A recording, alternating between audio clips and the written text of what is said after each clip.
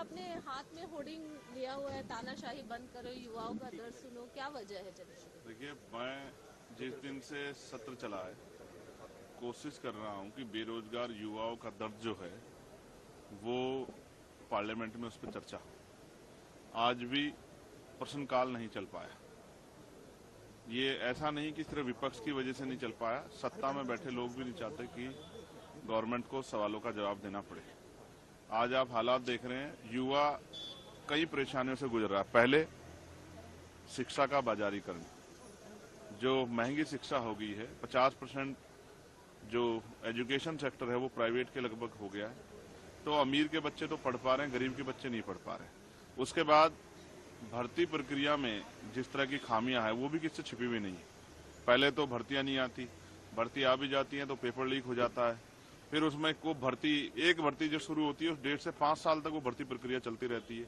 ऐसे में नौजवानों का दम घुट रहा है और इस देश का युवा, जो इस देश की रीढ़ है, अगर वो कमजोर पड़ जाएगा, वो अपने पैरों पर नहीं खड़ा हो, तो देश कैसे आगे बढ़ेगा। इसलिए मैं कह रहा हूं कि सरकारों ने जो तानाशाही करके नौजवानों का दम घोटने का काम किया, उनके सपनों को कुचलने का काम किया, वो तानाशाही बंद होनी चाहिए। और नौजवान, बेरोजगार नौजवानों का दर्द है वो सरकार को सुनना चाहिए।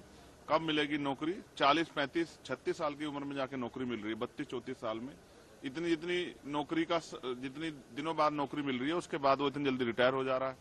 तो ऐसे में तो जो है नौजवान अपने पैरों पे नहीं खड़ा हो पाएगा तो ये देश तरक्की कैसे करेगा। इसलिए नौजवानों के दर्द के लिए आज मैं, क्योंकि सदन नहीं चल रहा है, तो सदन के बाहर ये तख्ती लेके खड़ा हूं कि नौजवान युवाओं का दर्द समझा जाए और उनके जो है, जैसे 6 महीने में अगर कोई किसी जगह पे सीट रिक्त होती है, चाहे असेंबली की हो या पार्लियामेंट की, तो चुनाव होते हैं, लेकिन बैकलॉग क्यों नहीं भरा जाता। अभी यूपी पीसीएस का जो है नॉर्मलाइजेशन को लेकर विरोध हुआ इलाहाबाद में, बच्चे और बच्चियां, उनका दर्द हम समझ सकते हैं, वो सड़कों पे लेट रहे। अभी बिहार में हुआ 2 दिन पहले कि वहां बीपीएससी को जो लेके जो है वहां के नौजवानों ने संघर्ष किया। तो सरकार ये किसका कैसे करना चाहती है? नॉर्मलाइजेशन हो या और कोई प्रक्रिया हो जिससे युवा नाराज हैं, जो युवाओं के हित में नहीं है। 1 नेशन 1 इलेक्शन की बात करने वाली सरकार 1 टाइम पेपर क्यों नहीं करा पा रही है?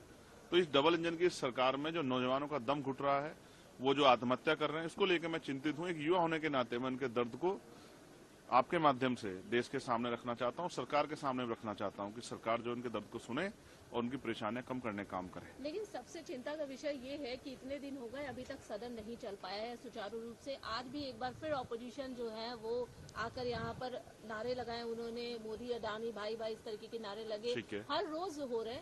सवाल ये भी है कि वह पक्ष और विपक्ष दोनों की जिम्मेदारी बनती है नैतिक कि वो सदन को चलाए। आपने कहा कि यहाँ नारे लगे, यहाँ सदन नहीं चलता है, लेकिन अंदर भी तो हंगामा हो रहा। मैं फिर आपसे कहूंगा, मैंने तो देखा है, मैं कह रहा हूँ ना, सिर्फ विपक्ष जिम्मेदार नहीं। अगर स्पीकर साहब चाहें तो सदन चल सकता है। और कितनी देर विपक्ष हल्ला करेगा? विपक्ष वॉकआउट करके बाहर चला आएगा। लेकिन मैं कहता हूं मिले जुले तौर पे सदन नहीं चला जा रहा। ये दोनों की नैतिक जिम्मेदारी सदन चले। इसमें मैं जिस क्षेत्र से आता हूं उस क्षेत्र की डिमांड्स रखनी है मुझे, उस क्षेत्र के सवाल उठाने हैं। रोज मौके आते हैं, सदन न चलने के कारण चले जाते हैं।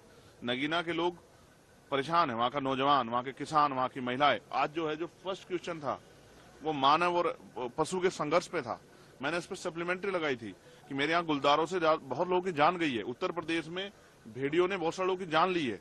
तो उस पर सरकार से जवाब मांगना था, लेकिन सदन नहीं चला तो क्या करूं, किसको दोष दूं? मैं समझता हूं कि दोष देने से कुछ फर्क पड़ेगा, हमें अपनी ड्यूटी करनी। इसलिए हम तख्ती ले खड़े हैं कि जो काम अंदर नहीं हो पाया वो बाहर आपके जरिए उसके बाद जो है सरकार तक और देशवासी तक पहुंचे।